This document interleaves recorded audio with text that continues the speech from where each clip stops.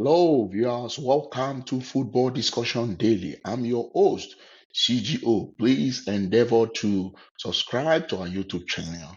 Follow us on Facebook, TikTok, Instagram, and other social media platforms. Thank you very much. On the show, we'll be talking about the round of 16 games that will be played on Saturday, July 4, 2026, at the ongoing FIFA World Cup. And the fixtures are like this. Canada will be playing against the Atlas Lions of Morocco. That game will be played at 1 p.m. Eastern Time at the Houston Stadium. They also call it the NRG Stadium. So I'm sure it's going to be a very interesting encounter. And the second game for the day is going to be the match between Paraguay playing against the French Le Bleu. The kickoff time is 5 p.m. Eastern Time, and it will be played at the Philadelphia Stadium. So those are the two fixtures for Saturday, July 4, 2026.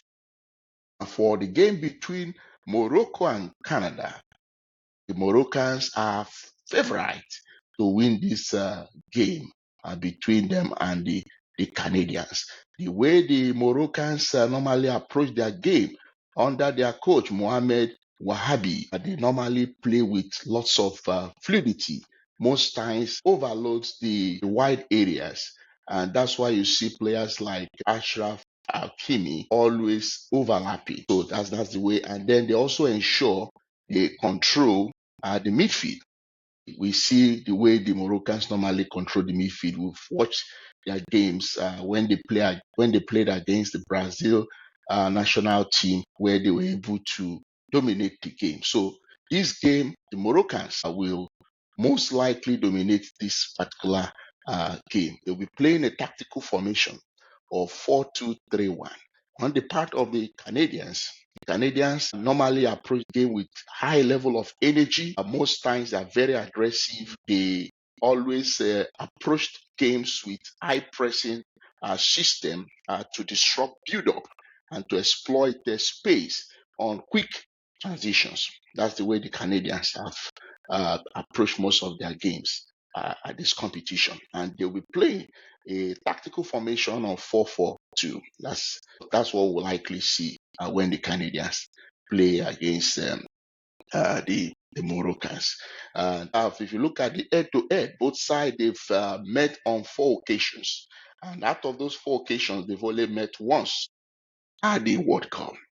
Now, on October 24, 1984, Curl defeated Canada 3-2. That game was played at Rabat, Morocco. And then March 3, 1994, in an international friendly, Morocco and Canada played a 1-1 draw. The game was at Casablanca in Morocco. And then October 11 of 2016, in an international friendly, Morocco defeated Canada 4-0 in Marrakesh, Morocco. And then December 1, 2022, the FIFA World Cup group stage, Morocco defeated Canada 2-1 in Doha, Qatar. So both sides have met on 4 occasions, and the Moroccans have won 3, only 3-1 with Canada. So what it means is that the Canadians have never defeated the Moroccans, and the only time they met at the World Cup, which was at the group stage in the World Cup in 2022 in Qatar, the Moroccans came out victorious in that game. And that was a game where we saw Hakim Ziyech and Youssef Nesri scoring for the Moroccans. And then the goal the Canadians scored in that game was an own goal. So the Moroccans have a better record against the Canadians if you look at the head-to-head. And in this game, the Moroccans will be backing on the quality of Ismail Saibari. Ismail Saibari has been a very outstanding player at this competition, and recently he was signed by Bayern Munich. So it's one player that's going to be a very big threat on the part of the Canadians, and they have to also watch out for Brahim Diaz. Brahim Diaz is another quality player that will be a big threat to the Canadians. And then we must not forget Ashraf Hakimi, who normally overlaps from the right flank. And this Moroccan team is a team that has really done very well. When they are yet unbeaten in this competition. Their first game against Brazil, they dominated the game, and then I think it game ended 1-1. In their second game against the Scottish side, they defeated the Scottish 1-0. Their third game, which was their third group game against Panama, they won 4-2. And then in their round of 32 game against the Dutch national team, the game went into penalty shootout. After 1-1 draw, they went into penalty shootout and they came out victorious. They have a very good goalkeeper. Bruno has been very, very good. Has been making lots of good save in this competition. So that team is a very solid team. I think they are going to give the Canadians a very big problem going into this game. On the part of the Canadians, Stefan Estakio has been very good in this competition. They also have Jonathan David. Alphonsus Davis, I'm not too sure if he'll be starting the game because he just came back from injury. In their last game against South Africa, he came on as a substitute and he had a fair game. Going into this game, I don't know if the coach will like to risk him to start this match. I think he might come in the second half, but I feel the Moroccans will most likely dominate the midfield and they will also dominate the game. I don't know how the Canadians will be able to stand the firepower of the Moroccans going into this match. For me, I'll be predicting Morocco getting victory in this game. If the Canadians are able to win, then that would be a big upset. That would be a big surprise. But looking at the pedigree of both sides, I think the Moroccans will most likely repeat what they did to the Canadians in the last World Cup in Qatar 2022. So in the game between France and Paraguay, we all know that the French team, they play with great dominance when they play. And one of their biggest strength is their speed when it comes to creativity. The French, they are far ahead of the Paraguayan team. And we've seen the way they've played in this competition. They normally play tactical formation of 4-2-3-1.